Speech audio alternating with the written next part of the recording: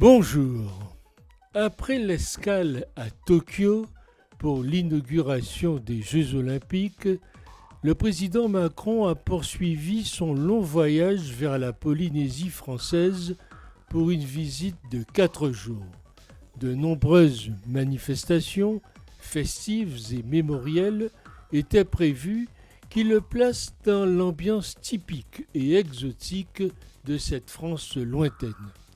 Des sujets étaient également à l'ordre du jour le plus ardu, constitué par les conséquences humaines et environnementales des essais nucléaires poursuivis durant 30 ans en aérien puis en sous-sol sur divers sites de l'archipel. Son voyage dans le Pacifique était sûrement prévu de longue date, et un agenda présidentiel ne se bouleverse pas comme ça.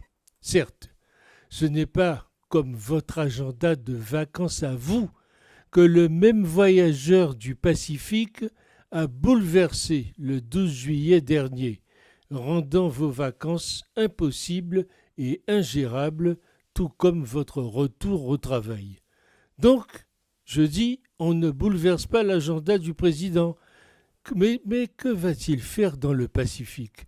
Cérémonie d'ouverture des Jeux Olympiques au Japon, d'où il nous a fait miroiter ceux de Paris en 2024 avec une ouverture sur la Seine. La belle affaire, d'une importance et d'une urgence diplomatique évidente, quand votre seule destination de cet été pourri, ce ne sera ni le café, ni le resto, ni le ciné, ni votre festival préféré, encore moins le Pacifique, bien sûr, mais le vaccinodrome, quand Doctolib daignera vous octroyer un créneau, en septembre évidemment. On a l'impression qu'Emmanuel Macron n'a même pas pris la mesure des conséquences de ces annonces du 12 juillet. D'ailleurs, a-t-il jamais eu le souci d'organiser les vacances de ses enfants, l'angoisse de se demander s'il allait être licencié, perdre 2 mois de salaire, etc. Quel autre objectif a donc ce voyage qui ne pouvait attendre? Le HuffPost nous révèle les dessous de cette tournée surréaliste, à l'heure où le mouvement anti-pass sanitaire ne fait que grandir et où le Parlement délibère sur des mesures attentatoires aux libertés et à l'égalité des citoyens comme jamais vu. Mais à moins d'1 an de l'élection présidentielle, cette visite, passage obligé pour les locataires de l'Élysée, sera aussi l'occasion pour Emmanuel Macron de mettre en avant des thèmes qui lui sont chers ou de distiller ses messages politiques et symboliques dans le cadre idyllique de la Polynésie. Comme un nouveau relent de campagne, à 15 000 kilomètres de la métropole et de ses débats électriques liés au Covid-19.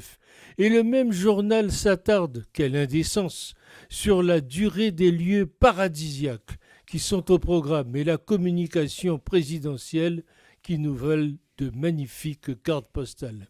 Cette visite en Outre-mer, vu la situation du pays France, est particulièrement déplacée.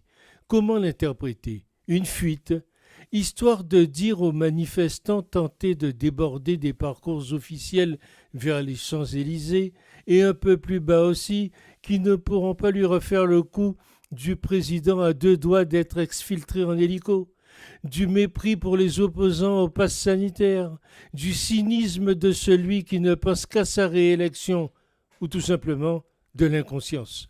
Si la situation sanitaire est réellement grave dans l'Hexagone, et si Emmanuel Macron a bien pris la mesure des restrictions et des discriminations qu'il impose à certains Français, alors sa place était de rester en France et de suivre l'évolution de la situation sur les 3 fronts des manifestations, des hôpitaux et du Parlement, notamment avec les modifications substantielles apportées par le Sénat au texte de la majorité qui en montre tout l'excès. La première carte postale est arrivée dimanche matin avec une leçon présidentielle sur la liberté, en dénonçant l'irresponsabilité et l'égoïsme des non-vaccinés, avec une attaque contre ceux des manifestants qu'il juge être dans une mobilisation irrationnelle, parfois cynique, manipulatrice, Emmanuel Macron voudrait exciter davantage encore la colère du peuple qui ne s'y prendrait pas autrement.